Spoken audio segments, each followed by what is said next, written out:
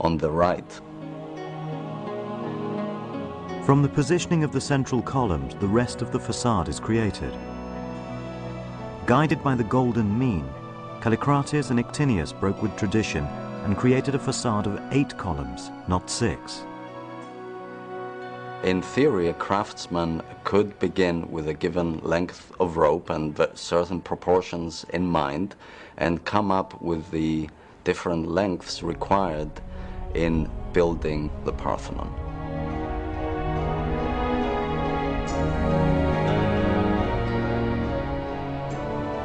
But the beauty of the Parthenon is not dependent on the golden mean alone. It is the product of subtle optical distortion designed to fool the human eye and enhance its beauty.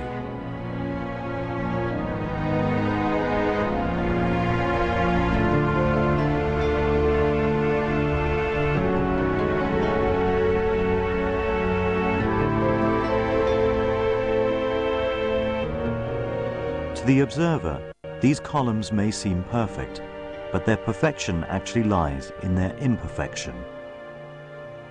It's been said that although the Parthenon is constructed of vertical supports and horizontal loads, that there is in fact not a single straight line in the building. That's not entirely true, but in fact virtually no vertical line or horizontal line lacks a subtle curve or a subtle swelling or a slight inclination.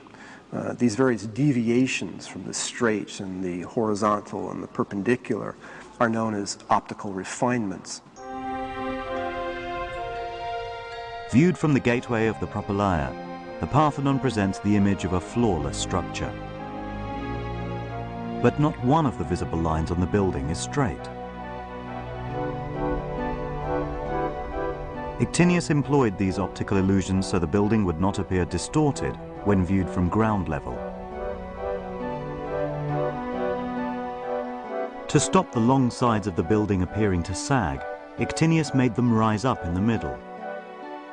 The center is 11 centimeters higher than the ends.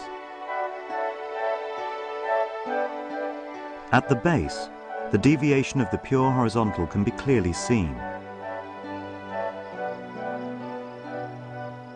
We know that the architects of the Parthenon tried in a rather dramatic way to refine the optical illusions, the golden section, the idea of what we see within the frame, if you can think of it that way, almost the rectangle that our eyes see more in focus here than perhaps to the sides, is something that as you look at the facade of the Parthenon straight on, there would be some distortion. So they tried to rearrange it in both the shaft of the column and the tilt, if you will, of the external columns, something that would correct that distortion as our eyes are seeing those a little less well than the ones in the center.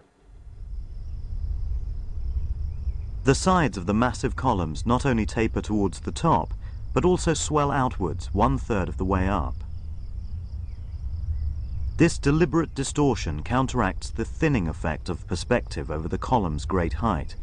Without it, the columns would appear to narrow unattractively at the center. The degree of precision needed to produce such subtlety entirely by hand is almost impossible to grasp. Nor are the columns perfectly perpendicular. They all slope imperceptibly inwards. If the facade were extended upwards 4,800 meters, its columns would eventually meet. The side columns are inclined even further, meeting at 2,400 meters.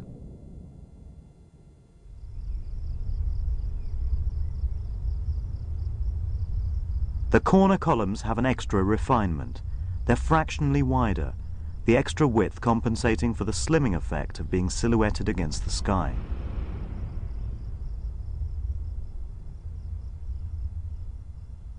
The optical refinements enliven the building. They create a tension between what we expect to see, perfectly straight lines, perfectly straight horizontals, and what we do see, swellings, curves, and this friction, this tension between our expectation and what we see adds visual interest. It adds intrigue. It makes the temple seem more alive and more appealing to our eye. The completed Parthenon is a timeless testament to the genius of Actinius and Callicrates' unique vision. Perfection through deliberate imperfection.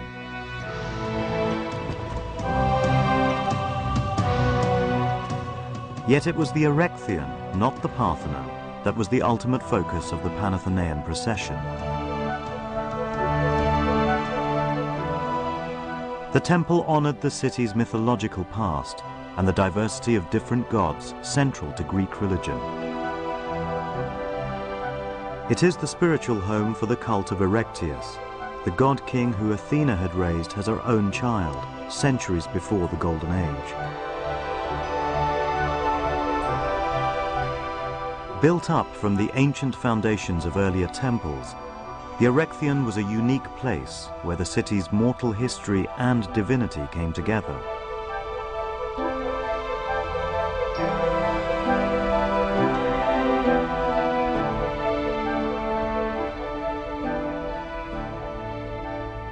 Looks at the Erechtheion, it looks like 3 buildings to me. And for that, I love it, because we are so criticized today when we see a modern object, and sometimes clients or cities or governments think that that object is perfect and never change it. Well, architecture has never worked that way. Architecture is elastic, it's plastic. It has a sense of growing and changing over time, and that's what one looks at in terms of the Erechtheion, how marvelous it is. And you can't imagine it as a pure object. You have its pure object adjacent to it in the Parthenon.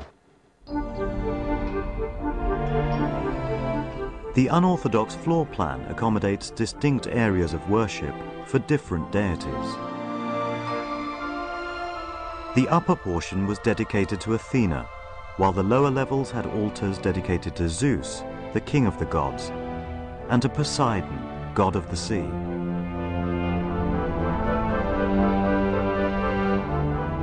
Its majestic main entrance protected a stone believed to have been struck by Poseidon's trident.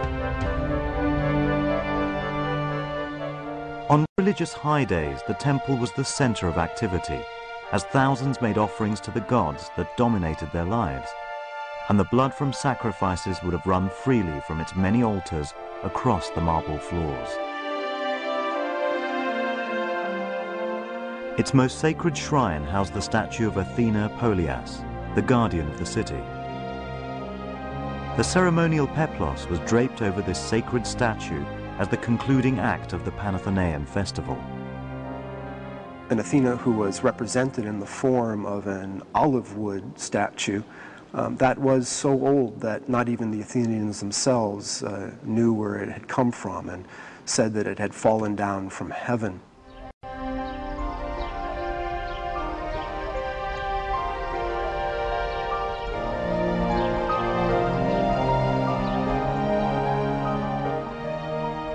The most renowned feature of the building is the group of caryatids supporting the roof of the temple's southern porch. Roman art historian Vitruvius recorded that they represent enslaved priestesses